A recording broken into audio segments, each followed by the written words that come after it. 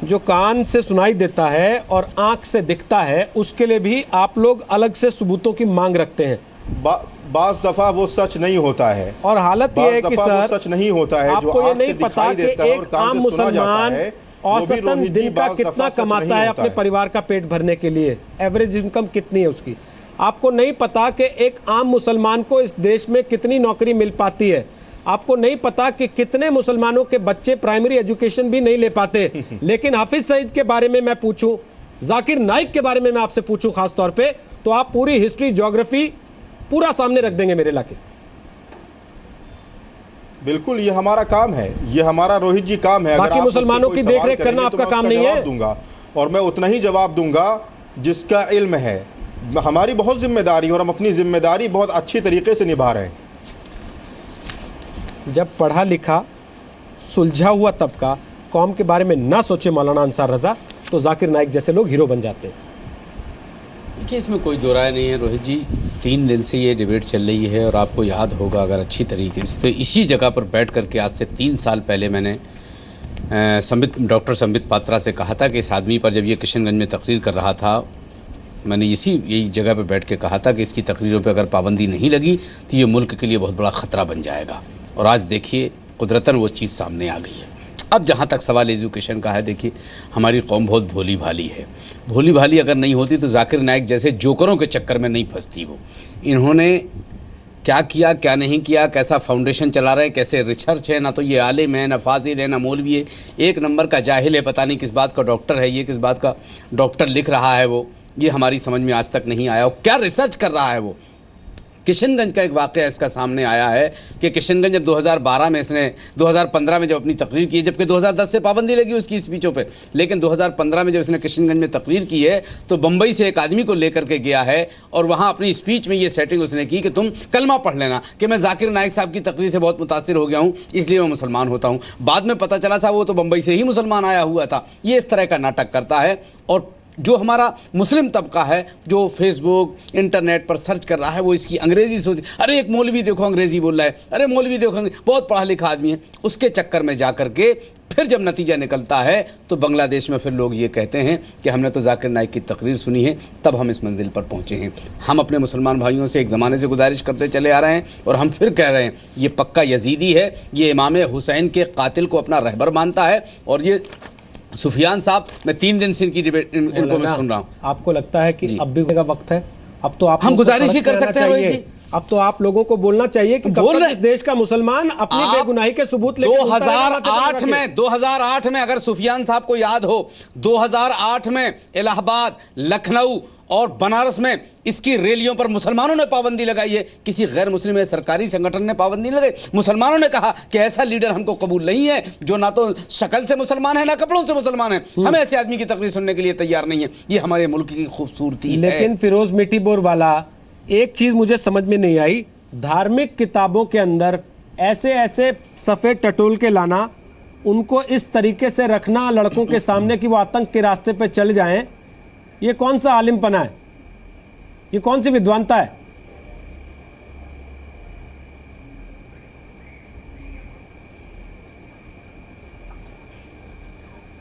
फिरोज जी, मुझे सुन पा रहे हैं आप?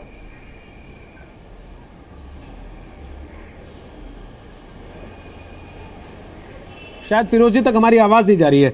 आप रंदेरा साहब, अगर आपको मेरी आवाज़ आ रही है, हुफैज़ा गुलाम मोहम्मद रंदेरा सीईओ हैं जामिया अक्कल कुआ के। आप ये कौन सा विद्वत्ता है सर, जो आप एक पढ़ा लिखा होके, जो आप एक प्रीचर होके ऐसी शिक्षाएं देते हैं कि लड़के बंदूक के रास्ते पे बढ़ जाएं? देखिए, अब मेरा तो मानना ये है कि कोई भी तालीम और कोई भी शिक्षा और कोई भी एजुकेशन इंसान को गलत राह पे नहीं डाल सकती। जाहिर सी बात है कि अगर उसको सही ढंग से न लिया जावे, सही ढंग से न समझाया जावे, न पढ़ाया जावे, तो वो आउटलाइन पर जाना एक यकीनी बात है।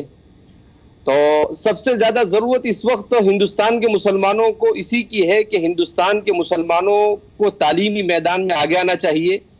मैंने अभी पिछले 8-10 दिन पहले एक रिपोर्ट पढ़ी जिससे पता चलता है कि हायर एजुकेशन में सिर्फ ओनली 10% मुसलमान जा रहा है और दूसरे एजुकेशन में भी मुसलमान तकरीबन दूसरी कम्युनिटी के मुकाबले में बहुत ज्यादा पिछड़ा हुआ है। तो हमारे हिंदुस्तान के जो मदारिस है, ये मदारिस इसी कोशिश में लगे हुए हैं और आपको ये जानकर खुशी होनी चाहिए कि हिंदुस्तान के जो मदारिस है वो इस वक्त इस कोशिश में लगे हैं कि वो सिर्फ मदरसे की तालीम पर इक्तिफा नहीं कर रहे हैं बल्कि वो स्कूल की तालीम भी साथ में दे रहे हैं।